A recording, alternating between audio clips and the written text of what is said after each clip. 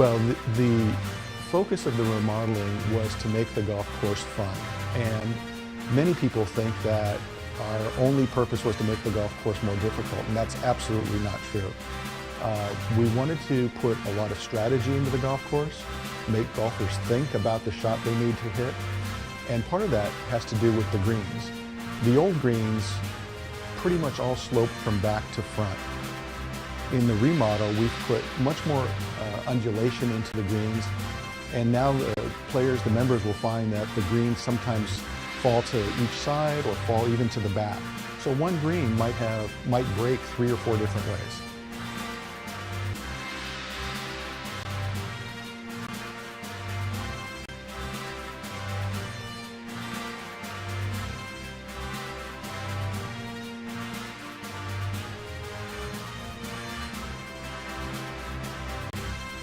After we had done our initial work and had toured the golf course several times and played it, it was evident to us that the 9th hole was a much better finishing hole than the old number 18.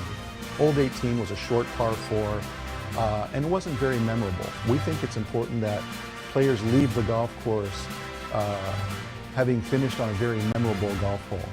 So we decided to switch the 9s so that we would finish on the old number 9, which is now new 18. It's a very dramatic golf hole. Players can make, with good shots, can make a 3, and with bad shots can make a 7 or 8. And we think in a tournament situation that the outcome of a tournament could turn on that final finishing hole. And now let's take a look at some of the signature holes of the golf course. This is the 6th hole of par 3. There's a fine line between risk and reward.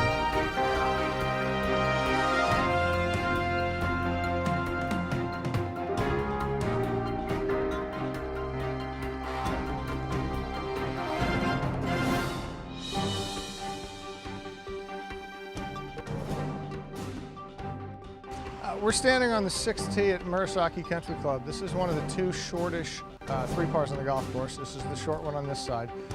The 6th hole has a major new feature, which is a long lake that runs parallel to the green.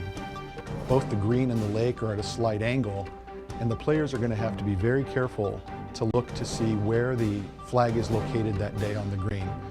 If the flag is up front, it could be 1 or 2 clubs shorter. If the flag is in the back, it could be 1 or 2 clubs longer.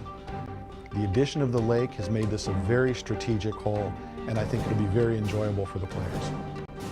The difference being on this 3 par is that there's water right next to the green, short, and all the way around the left side. The key to playing this hole safely, obviously, is favoring long and right.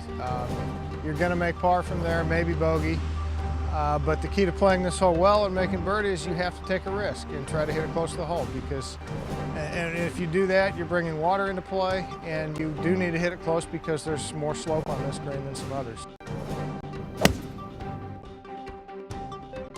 The majority of the green slopes from right to left, so if a ball is moving to the left, it's going to keep moving towards the water. But there's also some subtle undulations in the green that segment it from front to back. It is a decision you have to make before you hit your shot.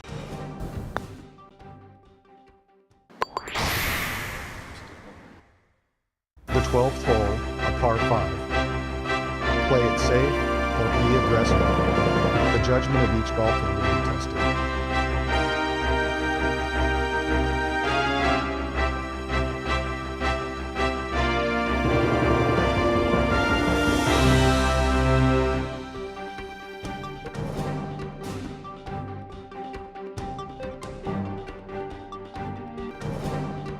This is the shortest par 5 on the golf course. For many players, they'll be able to reach this in 2 if they hit a good drive.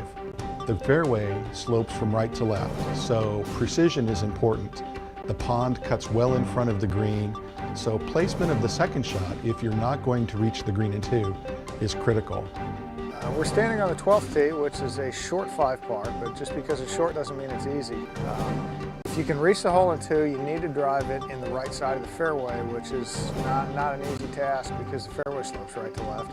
Well, I've hit a good drive here, and found the fairway and I've hit it long enough where I can reach it too. And obviously, there's water short, there's water left, and there's pretty steep banks. So short and left, short or left, is not a good place to be. So if you're going to go at the green, you need to be pretty precise. If you bail out in the right bunker, you have a hard bunker shot, but it's certainly better than being in the water. That's going to be a decision that's hard for a lot of people to make. You know, it adds a thought process, and I think the more people play here, the more they will learn where they want to lay it up to certain pins. The green on this hole is particularly interesting and probably one of my favorites on the golf course. It's perhaps the most undulating green we have. So here again, the player is going to have to analyze where the flagstick is on the green before he hits his approach shot. Okay, this is by far the most severe green on the golf course. It's got 3 distinct sections. You've got the front, you've got the back right, and the back left. But again, that gets back to why it's so critical to lay up in the proper position to have the easiest wedge shot to get to the proper section of the green. It's a great members 5-par, and I can see if they have a professional tournament here, turning this into a 4-par would probably be the most difficult hole on the course.